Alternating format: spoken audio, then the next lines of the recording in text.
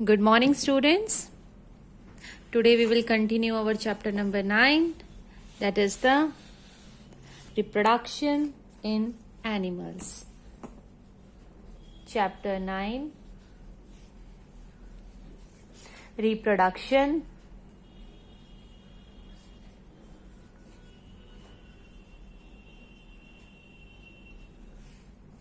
in animals.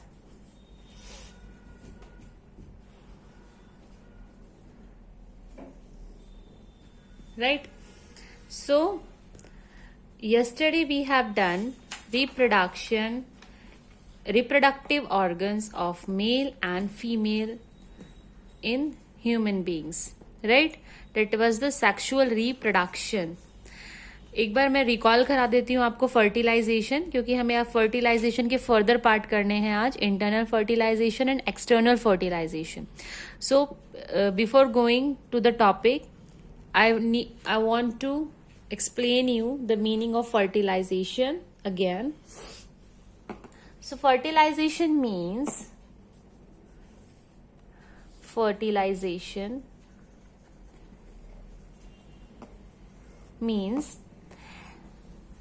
one male cell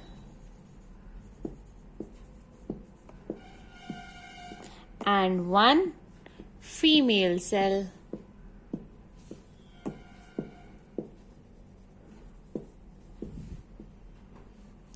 and one female cell, right? They both fuses with each other. Fuses. क्या करेंगे आपस में? Fuse करेंगे, add up करेंगे, and they will form a zygote. क्या बना लेंगे? ये जायगॉट बना लेंगे, राइट? अब यहां पर हम डीपली बात करें तो हमने क्या कल पढ़ा था कि सेल में क्या, न्यूक्लियस, जो मेल सेल है उसका न्यूक्लियस, और यहां पर फीमेल सेल का न्यूक्लियस, राइट?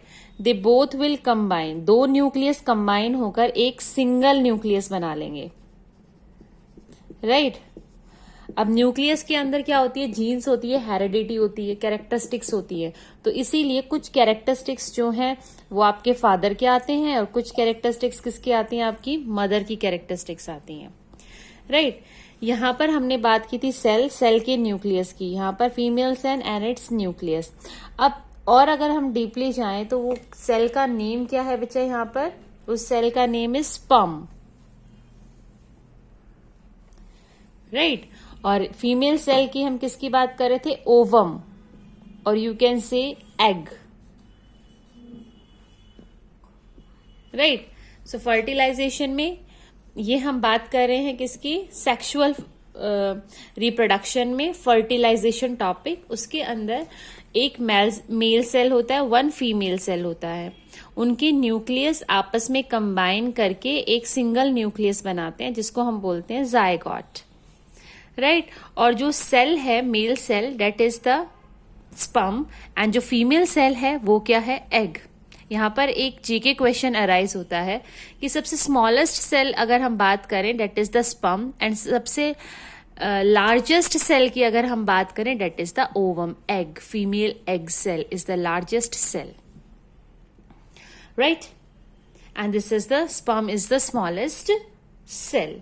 अब यहां पर हम इस चैप्टर में फर्दर जो हमारा टॉपिक बनता है वो ये बनता है, फर्टिलाइजेशन बेटा दो टाइप की होती है, इंटरनल फर्टिलाइजेशन,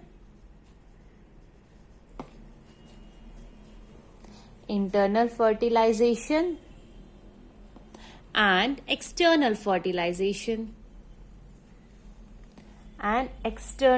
फर्टिलाइजेशन, राइट? इस टाइप की दो फर्टिलाइजेशन होती है.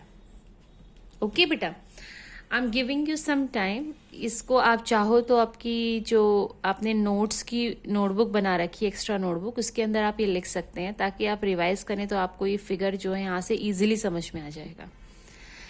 बट इसको आपको फेयर नोटबुक के अंदर नहीं लिखना है, okay? Only in the revision notebook you can write. So I am giving you time for that. After that, we will start the internal fertilization and then external fertilization.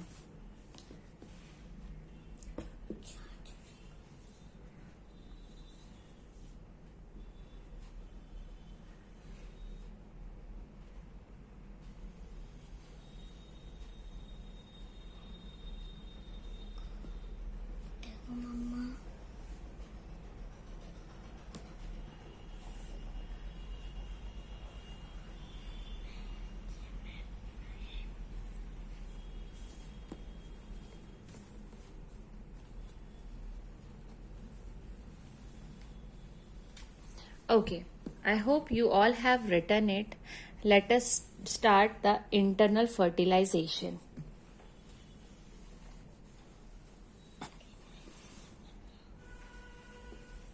Okay, we will start the internal fertilization. Internal fertilization जो होता है बेटा, वो जो अभी हमने पिछला जो रब किया है वो इंटरनल फर्टिलाइजेशन ही है.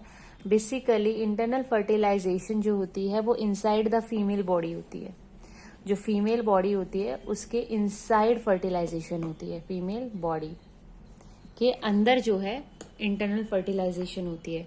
इसके अगर हम एग्जाम्पल्स की बात करें तो इसमें आते हैं हमारे human being, cow, dog, cat, hens, right? They all are considered as the internal fertilization. इनके अंदर जो फर्टिलाइजेशन है वो फीमेल की बॉडी के इनसाइड होती है, इसीलिए इसको हम बोलते हैं इंटरनल फर्टिलाइजेशन. जो जायगॉट बनता है वो फीमेल बॉडी के अंदर बनता है, राइट? तो उसकी बॉडी के अंदर बनता है, इसीलिए we call it as a internal. जो फर्टिलाइजेशन होती है, फर्टिलाइजेशन में क्या बनता है? जायगॉट. सो जो इंटरनल फर्टिलाइजेशन प्रोसेस जो होता है जिसके अंदर जायगॉट फॉर्म होता है, that is formed inside the female body. So that type of fertilisation is known as the internal fertilisation. Now, our next one is the external fertilization. If you want to write, I'm giving you 1 minute for it. You can write.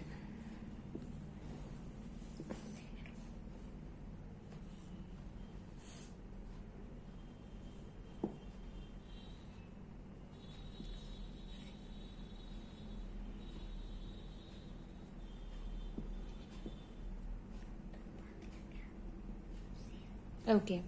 Now we will do the external fertilization. So अब हम fertilisation का जो second part है वो करेंगे, that is the external fertilisation.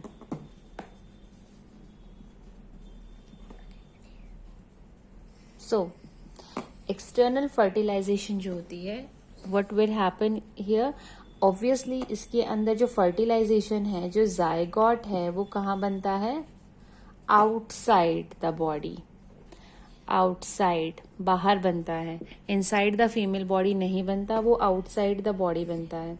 इसके अंदर हमारे आते हैं बेटा, मैक्सिमम जो है हमारे इसके अंदर आते हैं जो वाटर एनिमल्स होते हैं, है ना, जो इनसाइड द वाटर रहते हैं ना, वो एनिमल्स जो हैं इसको आउटसाइड फर्टिलाइजेशन प्रोसेस को फॉलो करते हैं, right? So we can write here see animals mostly, या you can say water animals जो हैं वो एक्सटर्नल फर्टिलाइजेशन प्रोसेस को जो है वो फॉलो करते हैं बेटा, राइट? सो अब एक्सटर्नल फर्टिलाइजेशन होता कैसे है? ऑब्वियसली वो भी एग ले आउट करते हैं. एग्स, अंडे जो हैं वो ले आउट करते हैं. उसके अंदर क्या होता है, उनका जो एग होता है बेटा वो हार्ड शेल का नहीं होता. जैसे हैन है, हैन का जो एग होता है वो उसके ऊपर एक शेल लगी होती है, वो काफी हार्ड होती है, स्ट्रांग होती है ना, ताकि वो इनसाइड जो मटेरियल है उसके अंदर उसको प्रोटेक्ट कर सके. लेकिन जो और हमारे फिशेस हैं, फ्रॉग हैं, ये वाटर एनिमल्स हैं, इनकी जो एग्स हैं उनके ऊपर हार्ड शेल की कोटिंग नहीं होती. सो ये क्या करते हैं, what happens actually? So before going this topic, I want to show you a picture of the frogs, eggs of frogs.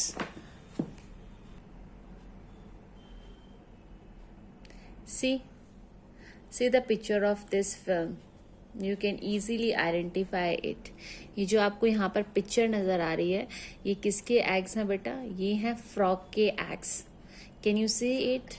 कितने सारे एग्स हैं, है ना? इनके ऊपर कोई वाइट कलर की कोटिंग नहीं है, बट आपको एक फिल्म नजर आ रही होगी, येलोइश कलर की, है ना? फिल्म नजर आ रही होगी. सो आई विल एक्सप्लेन यू कि what happens actually. So what happens here,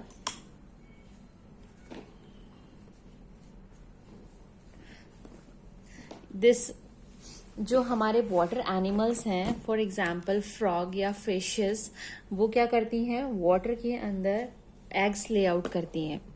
जो फीमेल एनिमल है फिश में या फ्रॉग में, वो क्या करेगा? वाटर के अंदर एग्स ले आउट कर देगा, लाइक दिस. एग्स, वो सिर्फ 1-2 एग ले आउट नहीं करता है बेटा, वो मैक्सिमम अमाउंट में बहुत सारे एग्स जो हैं वो ले आउट करता है.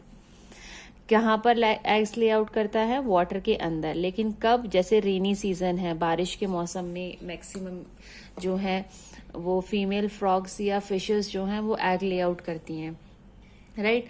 अब ये वाटर के अंदर अगर उसने एग्स ले आउट करे हैं तो वो इधर उधर बिखर सकते हैं वो एग.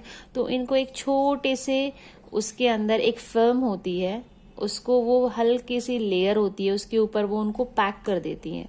जैसे एक पॉलिथीन की हल्की सी लेयर लगी हो, ऐसे ही वो एग्स को इकट्ठा, ताकि वो एग्स जो हैं वो इकट्ठे रहें, वो वाटर के साथ बह ना जाएं, फ्लो ना हो जाएं. फॉर दैट पर्पस वो क्या करते हैं? उसके ऊपर एक हल्की सी लेयर लगा देते हैं. वो ऑटोमेटिकली, वो नेचुरल है, वो खुद नहीं करते हैं, वो नेचुरली वो चीजें होती हैं उनके पास, एबिलिटी. सो अब यहाँ पर उन्होंने एग्स ले आउट कर दिए. Now what will happen? Female ने एग्स ले आउट कर दिया. Now what will happen? A male animal like fish और फ्रॉग, वो यहाँ पर क्या करेंगे? फर्टिलाइज करने के लिए they will release the sperms over here. They will release the sperms over here. Sperms release करेंगे and they after these two cells combine and fuses, यहाँ पर फिर से वो फ्यूज करेंगे and they will form the zygote. और जैसे ही zygote यहाँ पर फॉर्म हो जाता है, after some time a new individual can easily form.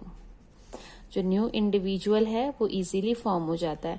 लेकिन ये जो न्यू इंडिविजुअल और you can say zygote form हुआ है, ये बॉडी के बाहर फॉर्म हुआ है. That's why it is known as the external fertilization. इसीलिए इसको क्या बोलते हैं? External fertilization. I hope this is clear to you. Now one more question is arising here कि इतने सारे एग्स ले आउट क्यों करते हैं? क्या इतने सारे फ्रॉग्स या फिशेस कन्वर्ट हो जाती हैं? क्या सभी एग्स जो हैं वो जायगॉट में फॉर्म हो जाते हैं? नो, नहीं होते, सभी के सभी नहीं होते. बट इसमें से यू कैन से 3 और 4 एग्स जो हैं वो इजीली फर्टिलाइज हो जाते हैं. But rest of the eggs, जो इतने सारे एग्स ले आउट हुए थे, उनका क्या हुआ? What happens actually?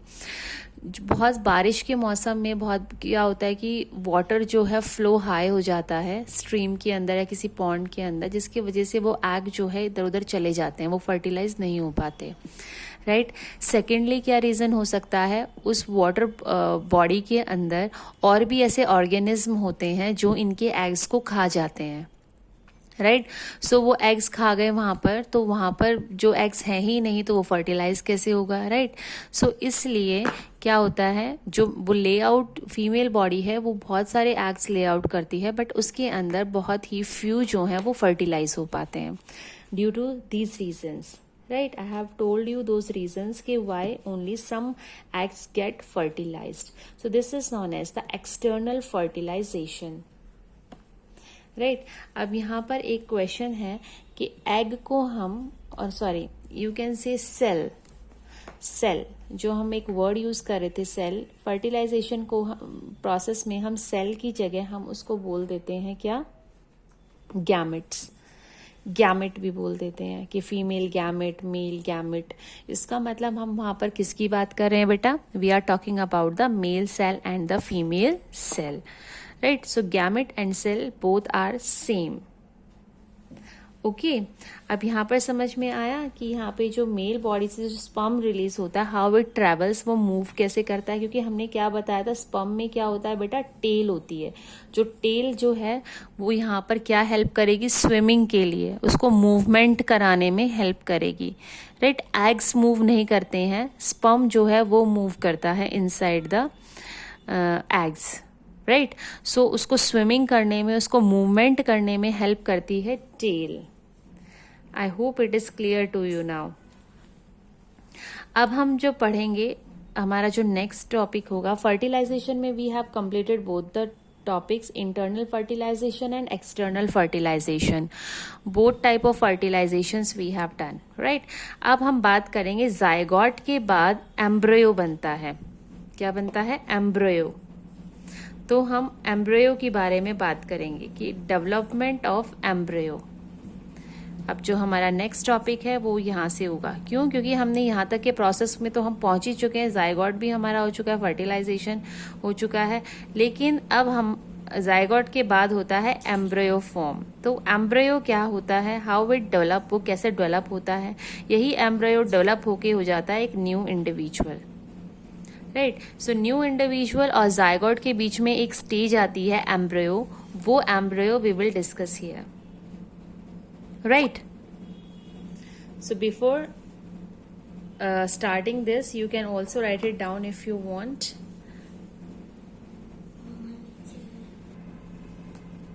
Okay beta, so I hope the external fertilizations you have understood properly. So fertilization topic has been done. In this we have done two type of fertilization, internal fertilization as well as external fertilization, right. Now we will do the next topic is, that is the topic number 9.7 inside your book, development of embryo. Development of embryo, right. Okay, so development of embryo. जो fertilisation का result होता है वो क्या बनता है बेटा, zygote. ठीक है, हमने फर्टिलाइजेशन प्रोसेस अभी पढ़ा था। फर्टिलाइजेशन प्रोसेस जो है वो कंप्लीट हो गया है, राइट। अब इसके रिजल्ट में हमारे पास बना था क्या, zygote. We got the zygote over here, right. अब जायगोट से क्या होगा, अब बिगनिंग हो जाएगी किसकी, एम्ब्रियो की। जायगोट बन गया मतलब अब एम्ब्रियो बनने की बिगनिंग हो चुकी है, स्टार्टिंग हो चुकी है।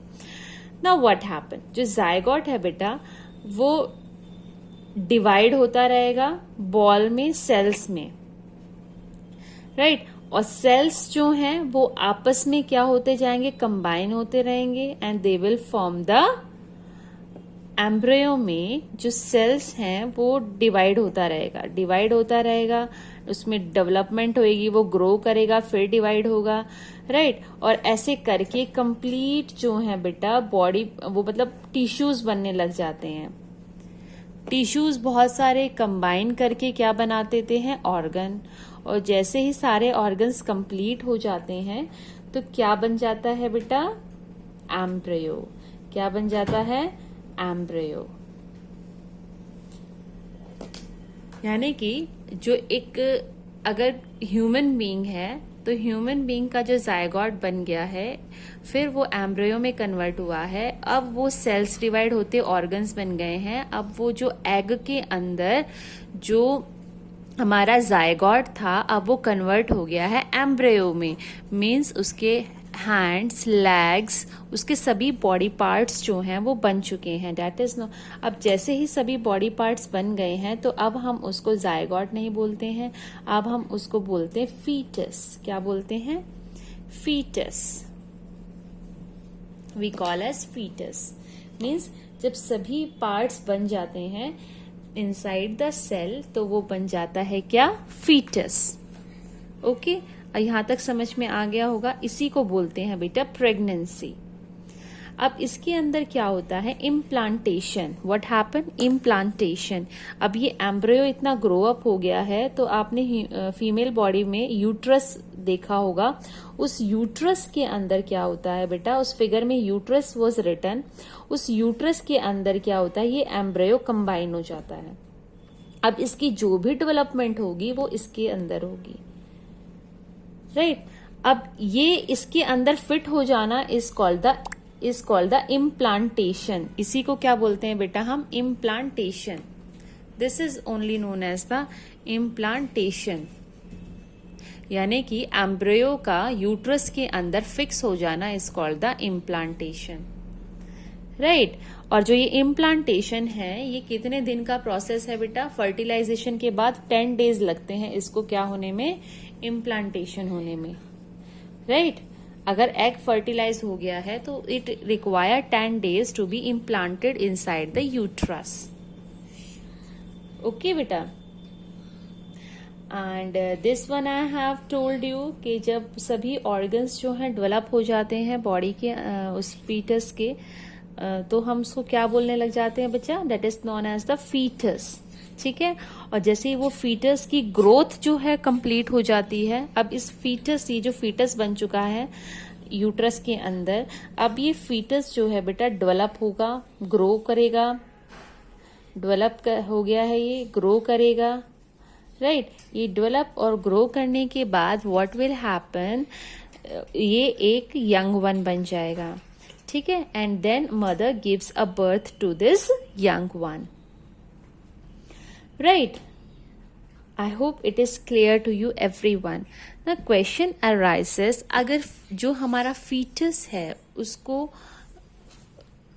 बर्थ देने से पहले अगर उसके अंदर कुछ प्रॉब्लम्स हो जाती हैं, यानी कि अगर किसी को चेक कराना है कि भाई वो जो फीटस है क्या वो सही है, क्या उसके सभी बॉडी ऑर्गन्स प्रॉपरली वर्क कर रहे हैं, या उसको कुछ और, अगर ऐसा पता लग जाता है तो मदर के अंदर ही यूट्रस में ही हम उसको ट्रीट कर सकते हैं, ताकि जब वो बर्थ ले तो वो उसकी बॉडी जो है बहुत ही हेल्दी हो, right.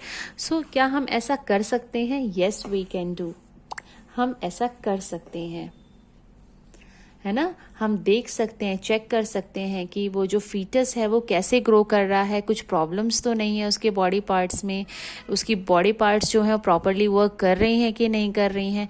Yes we can check with the help of ultrasound. Have you heard this word, ultrasound? इस मशीन से, इस टेक्नोलॉजी से we can easily find it out.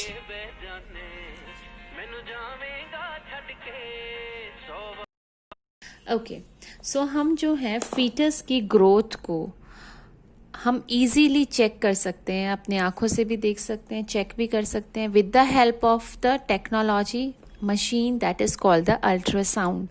इसके अंदर क्या करते हैं बेटा, अल्ट्रासोनिक वेव्स निकलती हैं, साउंड वेव्स, उसकी हेल्प से हम जो हैं उसकी फीटस की जो फीचर्स हैं, उसकी बॉडी पार्ट्स हैं, we can easily see them on the monitor, computer monitor पे हम उसको देख सकते हैं। In the 9th class you will read about the ultrasound machine, what actually ultrasound machine is. So अभी के लिए हम इसको चेक कर सकते हैं, ओके। बट इसके अंदर भी जो हमारे जो गवर्नमेंट है, हमारी कंट्री है और ऑल ओवर द वर्ल्ड एक प्रॉब्लम फेस करने को मिल रही है, that is the sex determination. That is the sex determination.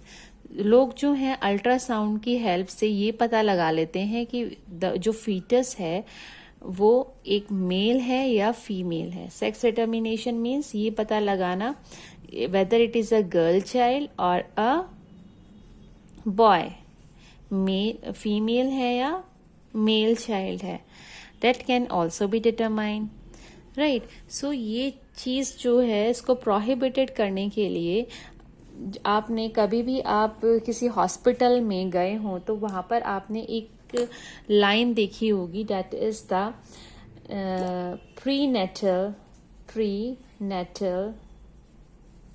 Is not determined here. ये जो लाइन है वो आपने मैक्सिमम हर हॉस्पिटल में लिखी हुई देखी होगी, अगर नहीं देखी होगी तो अभी कभी जाओ आप हॉस्पिटल में तो इसको नोटिस करना, ये लाइन लिखी जाती है। What does it actually mean? इसका मतलब होता है सेक्स डिटर्मिनेशन, कि यहाँ पर क्योंकि ये गवर्नमेंट ने प्रोहिबिटेड कर दिया है, बैन कर दिया है कि फीटस का कोई भी सेक्स डिटरमाइन नहीं करेगा कि वो गर्ल है या बॉय है, राइट? क्यों? क्योंकि गर्ल चाइल्ड को जो है मैक्सिमम पेरेंट्स जो हैं वो अबॉर्ट करा देते हैं, राइट? जिसकी वजह से पॉपुलेशन में इक्वालिटी नहीं हो पाती है मेल और फीमेल की। That's why it is prohibited in India. अगर फिर भी ऐसा कोई कराता है, it is a punishable act. इसके ऊपर आपको चार्जेस भी लगेंगे एंड आपको जेल भी हो सकती है, राइट? सो ये this in India this is completely prohibited, right? So this is all about the development of embryo. हमने क्या पढ़ा है यहाँ पर? Development of embryo, right? Now students, we will discuss hen's egg. अब यहाँ पर हम hen's egg को भी डिस्कस करेंगे। आपने हैन एग्स देखा होगा कि उसके ऊपर एक जो है हार्ड शेल होती है ना, एक प्रोटेक्टिव लेयर होती है, और आप उसको बोल सकते हैं एक हार्ड शेल होता है, राइट? वो उसको क्या करता है? प्रोटेक्ट करता है। ये हार्ड शेल बनता कैसे है बेटा? जब फर्टिलाइजेशन होती है और जायगोट मूव करता है ओविडक्ट की तरफ, तो जैसे ही वो मूव करता है ओविडक्ट की तरफ तो उसके ऊपर एक लेयर बननी स्टार्ट हो जाती है जो उसको प्रोटेक्ट करती है। और वो जब एग जो है वो ले आउट किया था हैन ने, तो वो थ्रू ओविडक्ट किया था, तो उसके ऊपर एक लेयर बन गई थी। दैट लेयर, वो जो वाइट कलर का शेल होता है, that layer is known as the protective layer, hard shell, right? अब एम्ब्रियो जो है उसके अंदर 3 वीक्स जो है एम्ब्रियो रहता है, और 3 वीक्स के अंदर वो डेवलप होकर बन जाता है एक चिक। तो यानी कि जो हैन के एग को कितना टाइम लगता है? 3 वीक्स लगते हैं, और 3 वीक्स के बाद वो एम्ब्रियो जो है कन्वर्ट हो जाता है किसके अंदर? एक न्यू इंडिविजुअल। और हैन के बेबीज को हम क्या बोलते हैं बेटा? चिक। क्या बोलते हैं? चिक। वो कन्वर्ट हो जाता है चिक के अंदर। आपने देखा होगा जब हैंस जो हैं वो एग्स ले आउट करती हैं तो वो उसके ऊपर बैठी रहती हैं, है ना? वो बेसिकली क्या प्रोवाइड करा रही हैं? उसको गर्मी प्रोवाइड करा रही हैं, वार्म प्रोवाइड करा रही हैं, ताकि वो शेल के अंदर जो भी जायगोट है वो जो है उसको प्रॉपरली वार्म, उसको गर्मी मिलती रहे, ताकि वो प्रॉपरली जो है वो डेवलप हो सके, राइट? और वो कन्वर्ट हो सके किसके अंदर? चिक के अंदर, right? So this is about the hen's egg. So जो एनिमल्स जो हैं एक्सटर्नल फर्टिलाइजेशन में होते हैं, उनकी जो डेवलपमेंट होती है एम्ब्रियो की, कुछ की क्या होती है? Outside the female body, right? फिर एग्स की कवरिंग्स होती हैं उसके ऊपर, फिर एग जो है हैच होता है, यानी कि टूट जाता है, राइट? ऐसे ही होता है फ्रॉग्स के अंदर। फ्रॉग्स जो हैं बहुत सारे क्या देते हैं, ऐसे ही होता है टैडपोल्स में। जब वो कहाँ होते हैं फ्रॉग्स, कहाँ देते हैं अपने एग्स को? पॉन्ड्स या स्ट्रीम के अंदर, है ना? पॉन्ड्स या स्ट्रीम के अंदर। और मैक्सिमम कब देते हैं बेटा? ये रेनी सीजन में। जो रेनी सीजन, अगर आप अभी रेनी सीजन चल रहा है, सो अगर आपके आसपास कहीं पॉन्ड है, लेक है, तो आप अगर चाहो तो उसके अंदर आराम से उसको विजिबल, उसको ऑब्जर्व कर सकते हो कि कहीं फ्रॉग्स के एग्स आपको दिखें। But one is the warning is there, don't try to disturb those eggs. आप उनके साथ कोई खेल मत कर लेना कि हाँ मज़े कर रहे हैं and all that. Please don't destroy those eggs. हाँ, आप उसको साइलेंटली ऑब्जर्व कर सकते हो, राइट? ताकि जो है आपको पता लगे कि हाँ यस, एग्स जो हैं वो ऐसे ही लेआउट होते हैं फ्रॉग के। ठीक है बेटा? सो फ्रॉग्स के जो हैं मैं और भी बताऊंगी आपको life cycle of a frog in our next topic. ठीक है? यंग वंस टू एडल्ट्स, वो भी मैं आपको बताऊंगी, जो कि हमारा नेक्स्ट टॉपिक है। Before going to that topic, one more topic is left, that is the viviparous and the oviparous animals. So we will continue our next topic, that is the topic number 9.8. कौन सा topic है वो हमारा? 9.8, right? Viviparous and oviparous animals. Viviparous and oviparous animals. This will be our next topic. So, viviparous and oviparous animals. Basically, जो animals अपने young ones को birth देते हैं, ठीक है, young ones को क्या दिया उन्होंने? birth दे दिया, ठीक है, वो तो होते हैं बेटा viviparous. ओविपोरस वो एनिमल्स होते हैं जो क्या ले आउट करते हैं? एग्स ले आउट करते हैं, जो एग्स देते हैं. So those are known as the oviparous, right. So जो यंग वंस को बर्थ देते हैं बेटा, उसमें हमारा एग्जाम्पल्स होते हैं हम human beings, right, cow, cat, dog, elephant, right. ये सब क्या है हमारे? कौन से एनिमल्स हैं ये? Viviparous, right. और जो हमारे ओविपैरस होते हैं बेटा, they are the animals who lays out eggs, जैसे तो फ्रॉग, फिशेस, राइट, हैन. ये कौन से किस कैटेगरी में आते हैं? हमारे ओविपैरस में. ओके बेटा, I hope these topics are clear to you. We have done 8 topics of this chapter. Now next topic will be the young ones to adult. अब हमारा जो next topic होगा वो होगा young ones to adults. और फिर हम करेंगे कि हम ये क्या पढ़ रहे हैं? Sexual reproduction. जो मेन टॉपिक थी हमारा वो क्या था? Sexual reproduction. अब उसके बाद हम पढ़ेंगे asexual reproduction and then our chapter will be completed. I hope today's video will be clear to you. So keep on watching the video attentively and make the notes side by side so that you can easily revise the things again. So thank you so much.